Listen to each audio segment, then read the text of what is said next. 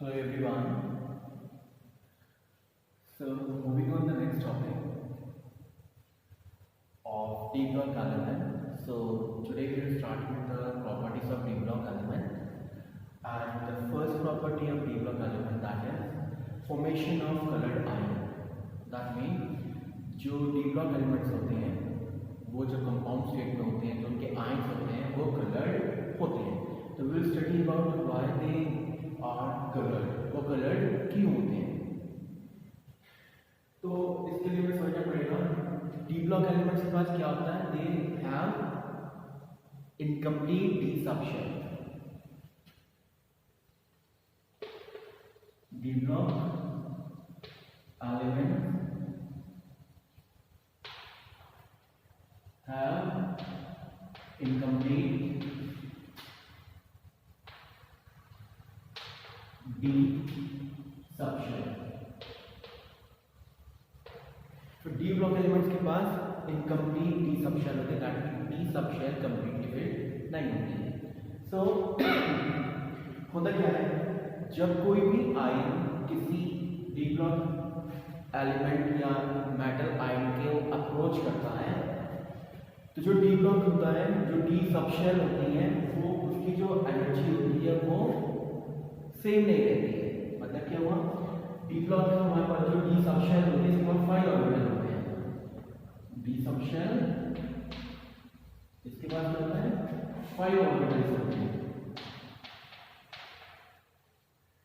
Normally क्या होता है कि ये जो सबशेल डी सबशेल है, जो 5 ऑर्बिटल है, सबकी एनर्जी सेम होती है, डी लोकलाइज्ड एनर्जी.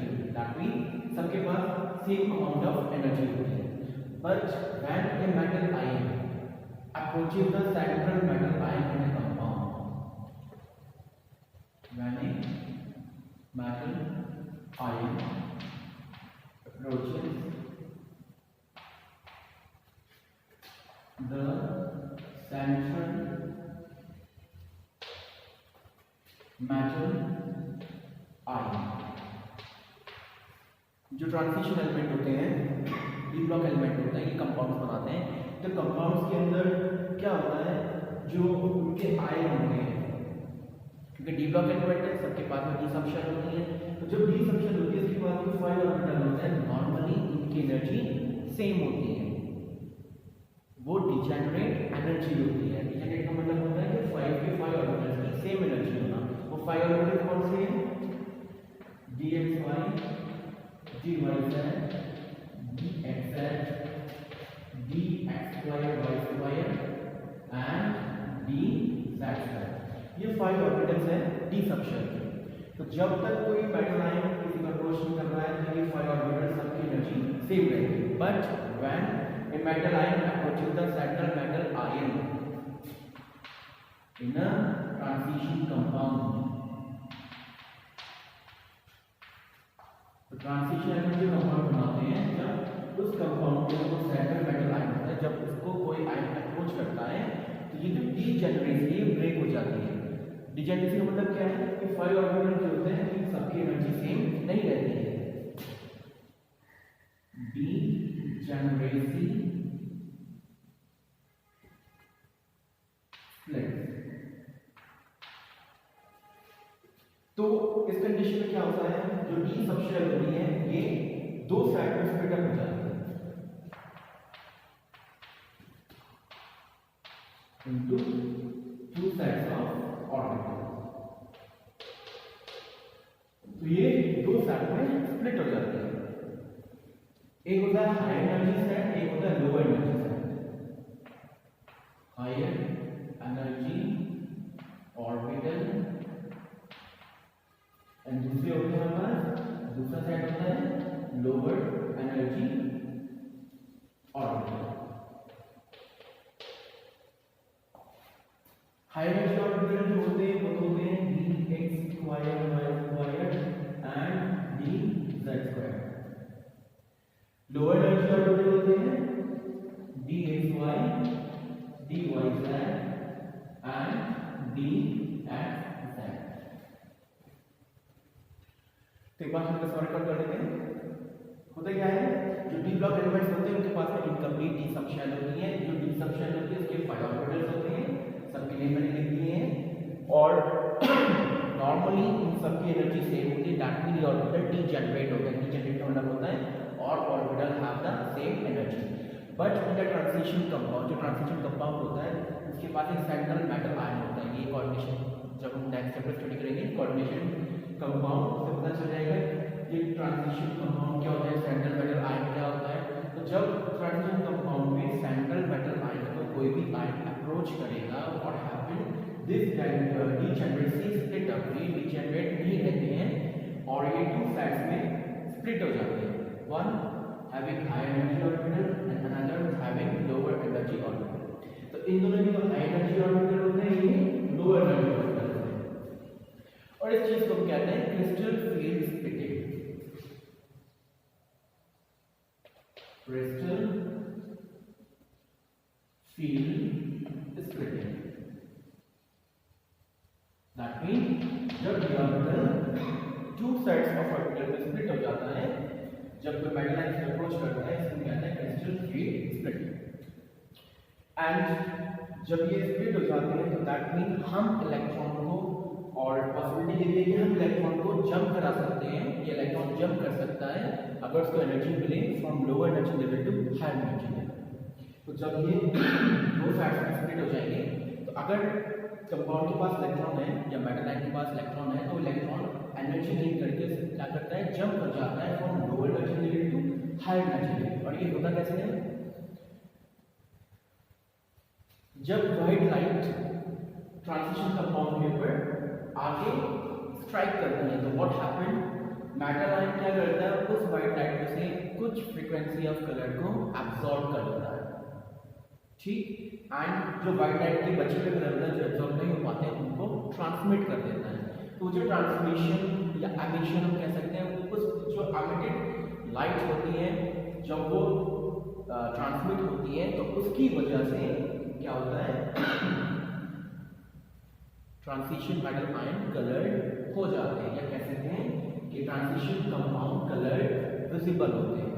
तो होता क्या है, जब हमारे पास कोई भी ट्रांजिशन कंपाउंड है, when a white light falls on transition compound, what happen, ये क्या करता है, ये कुछ एनर्जी व्हाइट लाइट की कलर्स को एब्सॉर्ब कर लेता है depending on the certain amount, कुछ अमाउंट, एंड जो बच जाती है उसको ट्रांसमिट कर देता है या एमिट कर देता है। वो जो एमिशन होता है लाइट का, उस वजह से ही ट्रांजिशन कंपाउंड क्या करते हैं, कलर देते हैं। फॉर इसको ऐसे समझ लेते ऑर्बिटल से, अगर नॉर्मली बात करें हम, ये हमारे पास दो साइड हो गए हैं डी ब्लॉक के,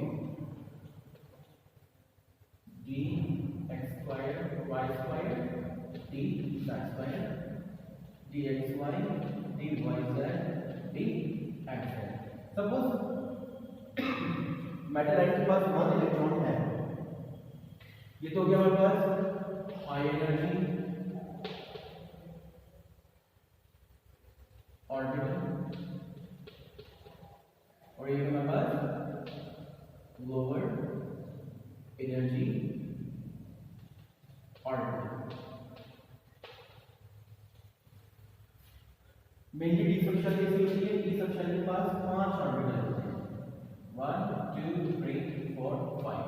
जब ये 5 के 5 बराबर है ताकि इन सबकी एनर्जी सेम है, ये डीजेनरेट ऑर्बिटल है। लेकिन होता क्या है कि जब व्हाइट लाइट इस पे फॉल करती है, या आप कह सकते हैं कि जब मेटल आयन की ट्रांजिशन मेटल आयन को अप्रोच करता है कोई मेटल आयन, तो ये डीजेनरेसी नहीं रह पाती, ये स्प्लिट अप हो जाता है into two set, one set of high energy level and one set of lower energy orbital. तो ये हमारे पास जनरली है।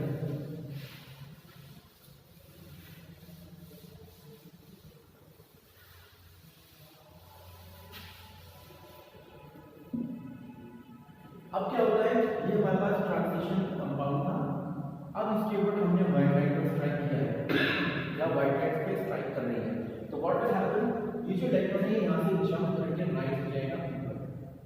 तो इलेक्ट्रॉन क्या कर रहा है, यहाँ पर ये जो आयन है ये व्हाइट लाइट की कुछ अमाउंट ऑफ एनर्जी को एब्सॉर्ब कर रहा है, in the form of colour, कुछ कलर को एब्सॉर्ब कर रहा है और जो कलर एब्सॉर्ब नहीं हो पाएंगे उनको ये ट्रांसमिट करेगा। तो इस व्हाइट लाइट के फॉल करने से जो इलेक्ट्रॉन है ये लोअर एनर्जी लेवल से हाई एनर्जी लेवल पे जंप कर जाएगा और ये जो जंप कर रहा होगा तो एनर्जी को ट्रांसमिट करते हुए जाएगा ऊपर। तो जब ट्रांसमिट जिस भी करंट को ट्रांसमिट करेगा उसी करंट का ही कंपाउंड या मेटल आयन विजिबल होगा।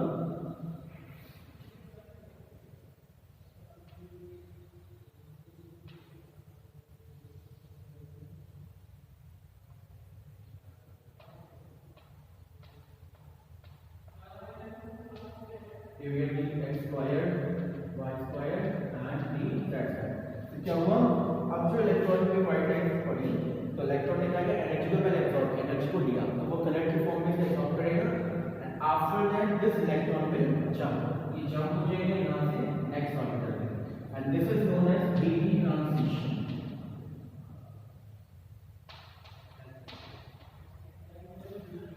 ठीक है, तो इस वजह से ही जो डी ब्लॉक एलिमेंट्स होते हैं इनके ion and compounds appears coloured, ये कलर्ड विजिबल होते हैं। फॉर एग्जांपल अगर हम एग्जांपल लें Ti3+, आयन Ti3+, ये क्या करता है, ये व्हाइट लाइट के कुछ कलर को एब्जॉर्ब करता है। ये Ti3+ में भी डी सब शेल में टाइटेनियम है, ये डी सब शेल में 1 इलेक्ट्रॉन प्रेजेंट होता है। तो what happen, it absorbs green and yellow portion from white light, ये ग्रीन एंड येलो पोर्शन को एब्जॉर्ब करता है, green and yellow portion of white light इसको एब्जॉर्ब करता है एंड रेड एंड ब्लू को ट्रांसमिट करता है।